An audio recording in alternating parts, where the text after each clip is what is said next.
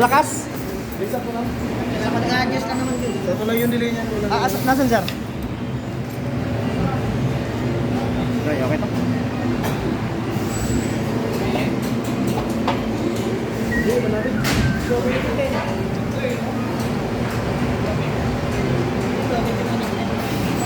Kasi yung purpose kasi ng water cool sir, para yung tao hindi maano yung kamay, mainit kasi yung aluminum eh. Ito, wala oh. Tulong rin na natulog. Oo. Pero kung meron kayong mga millier sir, na ano, aluminum na, bilhin lang kayo ng water cool. Pwede natin yung ano yan, pwede natin Papalit ng ganito. papalit ng ganyan, pero yung dalawang connection niya doon, ililipat natin dito. O yung dalawang ano, yung dalawang para sa switch, nakakonect doon, pati yung kanyang power supply. Ililipat natin doon. Yung isa, try natin. Para makita rin nyo. Oh, nakaset na to. May channel yan. 10 channel. Oo. Pero ito na setting, sir.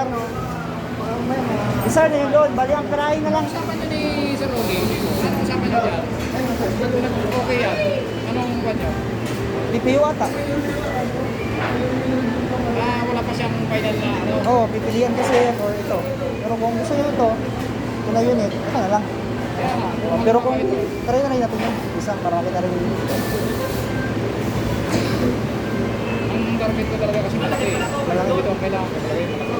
Yung 375 yun. Pero ang buwan ko lang dito, parang napaka...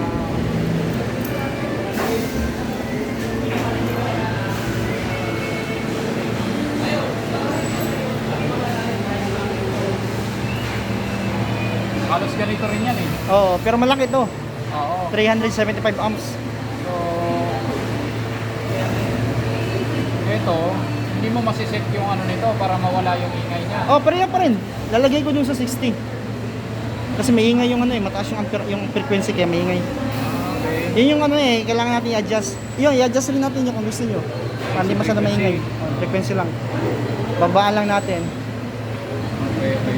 So, sa frequency yung ingay niya nang Oo, nasa frequency. Pero try natin sir, para makita ninyo. Sige, sige. Oo. So ito talaga water cooled to. Ito, water cooled to, pero wala naman tong problema yung sa unit. Ay, hindi naman ano yung sa unit yun. Para sa torch pa rin yun siya. Sa torch pa rin. Oo. So yung unit, air cooled pa rin. Air cooled pa rin siya. Oh. Okay, parang mas malaki lang to. Oo.